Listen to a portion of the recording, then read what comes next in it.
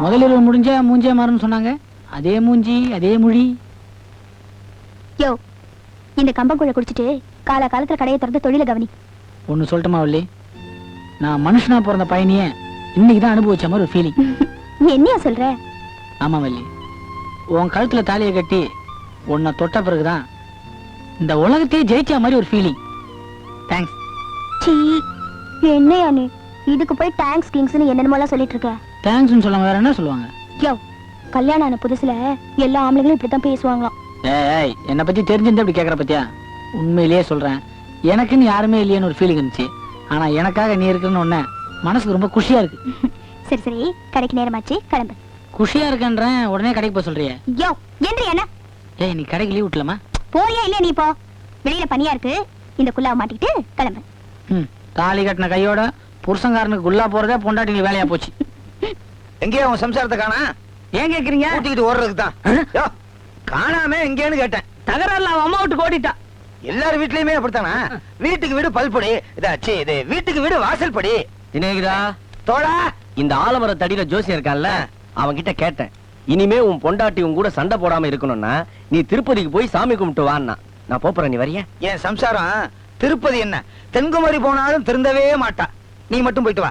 இந்தா 40 ரூபாய்க்கு எனக்கு லட்டு மட்டும் வாங்கிட்டு வா. வட உன் காசுல வாங்கிட்டு வா.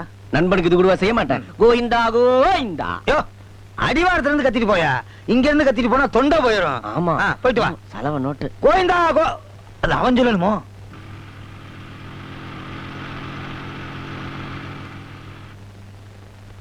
சார், காயில் ரொம்ப ஹீட் ஆயிடுச்சு, கூல் பண்ணும். கூல் பண்ணு போ.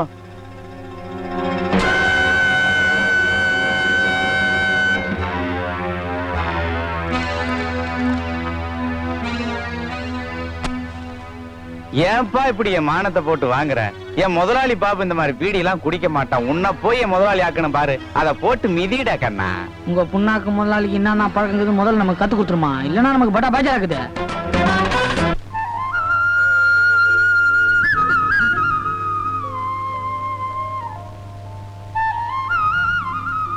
என்னையா இவ்வளவு சீக்கிரம் கடையை சாத்திட்டு வந்துற? ஆமா, அத சாதுறதும் ஒண்ணுதான், திறக்கிறதும் ஒண்ணுதான். அப்படிப்பட்ட கடை. ஊர்ல இருந்து ஒருத்தன் வந்தான். நான் கூட சொல்ல, எங்க அக்கா ஒண்ணு உதவி எல்லாம் பண்ணிச்சுன்னு. அதுக்கு ஏதோ உடம்பு சரியில்லையா, போயிட்டு போய் பார்த்து வந்துடுறேன். நான் ஒண்ணு உங்களை பார்க்க வேண்டாம்னு சொல்லல. நீ என் கழுத்துல கட்டினியே இந்த மஞ்ச கயிறோட ஈரம் கூட இன்னும் காயல, அதுக்குள்ள பிரிஞ்சு போறேங்கிறிய. அதுவும் நியாயமா தான் படுது. சுமாரா அந்த கயிறு எவ்வளவு நாள்ல காயம்? அவ ஒரு பேச்சுக்கு சொன்னா, கல்யாணம் ஆன கையோட மறு வீட்டுல 4 நாள் தங்கணும்னு சொல்லுவாங்க. மறுவீடா? இனிமே நமக்கு எல்லாமே இந்த வீடு தாங்க. சரி, அந்த கயிறு காஞ்சி பிறகு போய்க்கிறேன், லெட்டர் எழுதிடுறேன். அசப்புல எங்க முதலாளி பாபு மாதிரி இருக்கப்பா. இந்த பாபு எப்படிப்பா அதெல்லாம் சமாளிச்சான்? தூக்கு போடுற மாதிரி ஒரு டையு, அண்ட்ராய்டு போடாம ஒரு பேண்ட், படா கஷ்டமா. ஸ்டைல நடப்பா. எங்க ஸ்டைலா நடக்குது? நம்ம சைட் ஷூவா இது? ஏதோ கல்யாண வீட்டுல திருடின மாதிரி இருக்குது. நம்ம ஸ்டைல வேணுமா? 4 தடவை நடந்தா சரியா போயிடுது. இன்னும் ஒரு தடவை நந்தன் வச்சுக்க, அப்புறம் நம்மள எல்லாரும் 1.5 காலம் தான் சொல்லுவாங்க. இதுல ரொம்ப பேஜா இருப்பான். கஷ்டப்பட்டாதான் பணம் சம்பாதிக்க முடியும். நீ கொஞ்ச நாளைக்கு எங்க முதலாளி பாபு மாதிரி நடி, உனக்கு 1 லட்சம் ரூபாய் பணம் தரோம். ஆமா, என்னது பொருளாது 1 லட்சம் ரூபாய்? 1.5 ரூபாய் கொடுத்து ராஜஸ்தான் லாட்டரி வாங்கினா அவன் கொடுத்துட்டு போறான். யோ, எத்தனை நாளைக்கு அந்த கூத்து? ஒரு 2-3 மாசம் பொறுத்துக்க. உன்னை வச்சு நிறைய காரியங்கள் சாதிக்க வேண்டியிருக்கு. என்னயா தாமா, நீங்களும் கேட்டுங்க. என்ன வச்சு நீங்க இப்ப என்ன வேணாலும் பண்ணீங்க. ஏன்னா நம்மள நம்பி ஒரு பச்சை பொண்ணு வெயிட்டிங்ல இருக்குதுமா. இந்த பாரு, உங்களெல்லாம் நம்பி நான் அதை டீல் விட்டு போறேன் நானே. இது பாருங்க, முதல்ல இவன் பாஷையை மாத்துங்க. ஏய், என்னடி அவன் வேண்ட? நம்ம ஆயுதம் என்ன தெரியுமா? என்ன சோடா பாட்டில்? அது வரைக்கும் தெரிஞ்சு வச்சிருக்கிறிய. டெல்லி, கொஞ்சம் பொறுமையாரு. என்னதான் இருந்தாலும் இவதான் உனக்கு வருகால மனைவி. யாரு இதா? யோ, அப்புறம் என் ஆயத்துக்கு எதனா வேலை கொடுத்துட்டு போறியா? கொலகாரன் ஆயிருவேன். எல்லாமே ஒரு செட்டப் தான்ப்பா. அதாவது வெளிநாட்டுக்கு போன எங்க முதலாளி பாபு. அது யாரு அவரு? அதாவது இப்ப நீ. ஓ, நான் தான் பாபு. இவள வெளிநாட்டுல பாத்துட்டு கல்யாணம் பண்ணிக்கிறா சொல்லி கையில ஒரு மோதிரத்தை மாட்டிட்டான். ஓ, இது உங்க கதை? ஆமா. இப்ப இந்த கல்யாணத்தை நாங்க நடத்த போறோம். இது நாடகம். எப்படி? லைட் போடாம திரைய தூக்காம நாடகம் போடுறீங்க. ஆமா, நான் இங்க பாபுவா நடிச்சு இருக்கும் போது அந்த உண்மையான பாபு வெளிநாட்டுல இருந்து வந்துட்டானா என்ன பண்ணுவீங்க? ஏர்போர்ட்லயே அவனை கொன்னுடுவோம். ஐயா, ஏர்போர்ட்லயே தப்பிச்சிட்டான். வீட்டுக்குள்ள நுழையிறப்பவே ஒரே வெட்டா வெட்டி அவனை தோட்டத்துல புதைச்சிடுவோம். நான் அவசர ஆத்திரத்துல ஒண்ணுக்குன்னு தோட்டத்து பக்கம் போனா ஆள்மார இடத்துல என்ன வெட்டு போறீங்க? அப்படி எல்லாம் நடக்காதுப்பா. உனக்கு என்ன போச்சு? உயிர் என்னது இல்ல? யோ, எனக்கு என்ன பயமா இருக்குது. இதோட கழட்டி விட்டுருங்க, துணி ஒண்ணா அவுத்துங்க. என்ன நம்பு டில்லி. டில்லியா? குழப்பற பத்தியா? யோ, இப்ப நான் பாபுயா? ரைட், ரொம்ப உஷாரா இருக்கிறேன். பாபு பாபு. உயிர் என்னதாச்சு? என்னது? ஓட்டைய காணா, ஆனா காத்து போகுது. பஞ்சரு, பயா பங்கு, என்ன விஷயம்? என் மனசுல இருக்கிறதெல்லாம் உங்ககிட்ட கொட்டலாம்னு நினைக்கிறேன். கொட்டு. உண்மையிலேயே நான் ஒரு கோடீஸ்வரம் வீட்டு புள்ள. கோடீஸ்வரனா? யார்கிட்ட பீலா வர்ற? உங்க அப்பா பேரு கோடீஸ்வரனா? அது இல்லையா, உண்மையிலேயே நான் 46 கம்பெனிக்கு ஓனர். நீ 46 கம்பெனிக்கு ஓனரா? ஆள பாரு. யோ, இந்த வள்ளி பொண்ணை கல்யாணம் பண்ணி தான் நான் இப்படிலாம் நடிச்சேன். அந்த முருகன் தான் வள்ளிய கல்யாணம் பண்ணிக்கிறதுக்காக நடிச்சாரு. நீயுமா நடிக்கிற? பஞ்சரு, நீ எனக்கு பிள்ளையார் மாதிரி கொஞ்சம் உதவி பண்ண. சரி, நீ உண்மையிலேயே பணக்காரனா இருந்தா ஒரு 100 ரூபா கொடு. இருக்காது, போய் சொல்ற. 500 ரூபா வச்சுக்க. 100 ரூபா கேட்டா 500 ரூபா கொடுத்துருக்க. அப்ப 500 ரூபா கேட்டிருந்தா 50 ரூபா கொடுப்பேன். நல்ல வேளை 100 ரூபா கேட்டேன். நான் சொல்றத நல்லா கேட்டுக்க. 500 ரூபா கொடுத்துருக்க. நீ என்ன சொன்னாலும் கேக்குறேன். எங்க பங்களால நான் வெளிநாடு போறேன்னு போய் சொல்லிட்டு இங்க வந்துட்டேன். இதுக்குள்ள அந்த மேனேஜர் கம்யூனிட்டி என்ன மாதிரியே ஒரு ஆளை செட் பண்ணிட்டாயா? ஆளை காட்டு. சைக்கிள் செயின்ல ஊடு கட்டிடுறேன். நாம பதட்டமே படக்கூடாது. எனக்கு தெரிஞ்ச நம்பிக்கையான ஒரு வேலைக்காரங்க இருக்கான், அவனை வர சொல்லியிருக்கேன். அவன் வந்த உடனே ஒரு முடிவு எடுத்துக்கலாம். சரி, அது வரைக்கும் நீ வாயை வச்சுன்னு சும்மா இரு.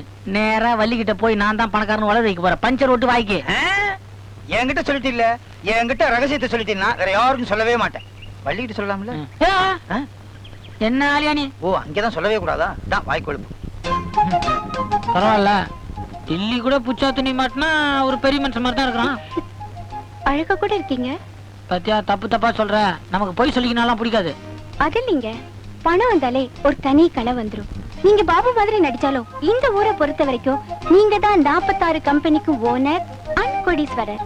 ஆமா, எங்க சின்ன கூட தான் கூத்துல குபேர வேஷம் கட்டும். ஆனா அது பிடிக்கிற சுட்டு பார்த்தா கொட்டாயன்னு ஆறிடும். நானும் அதே மாதிரி வேஷம் கட்டிக்கிறேன். நம்ம பொழப்பு என்னைக்கு நார போதோ. இப்படி செஞ்சா என்னங்க? எப்படி செய்யலாங்கிற? நீங்களும் நானும் உண்மையாவே கல்யாணம் பண்ணிட்டு இந்த மேனேஜரை ஏமாத்திட்டு சொத்தெல்லாம் எடுத்துட்டு சிங்கப்பூருக்கு போயிட்டா? அடி பாவி, அவன் உன் மேல எம்மா நம்பிக்கை வச்சிருக்கான். அவனை இப்படி பழத்துல தள்ள பாக்குறிய? நீ அவனை பழத்துல தள்ள பரவாயில்ல, என்ன சேத்துல குழியில தள்ள பாக்குற? ஆமா, எப்படி ரவா பில்டிங் அப்படியே சிங்கப்பூர் பேத்துன்னு போற நீ? அதெல்லாம் இல்லைங்க, உங்க பாஷை கொஞ்சம் அப்படி இப்படி இருந்தாலும் உங்களை எனக்கு ரொம்ப பிடிச்சிருக்கு. இந்த பாரு, நானே அப்படி இப்படிதான் கண்ட இடத்துல சாயத்தை பூசினேன். நீ என்ன கட்டி போற? நீ ஐயோ, நீங்க சொன்னீங்கன்னா இனிமே எந்த இடத்துலயும் சாயம் பூசிக்க மாட்டேன். நீ பூசினா என்ன பூசலாம் எனக்கு என்ன? நான் அப்போ வந்து சொல்லிக்கல நமக்குன்னு ஒரு பச்சை பொண்ணு இருக்குதுன்னு. ஆமா, அடிக்கடி சொல்றீங்க. யாருங்க அவங்க? அதுதான் இந்த டில்லிக்கு ஏத்த அள்ளி. அதுக்கும் நமக்கும் டாவு கட்டினதே ஒரு தமாஸ் கதை.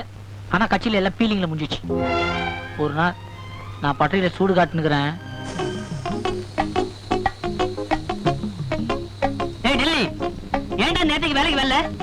நேற்று மசான கொள்ள மருந்து கொஞ்சம் ஜாஸ்தியா சாப்பிட்டேன்னா உடம்பு பேஜாரா போச்சு. நீ உருப்படவே மாட்டேடா. ஏ, உருப்படுறவனா இருந்தா உங்ககிட்ட வேலைக்கு வரணும்.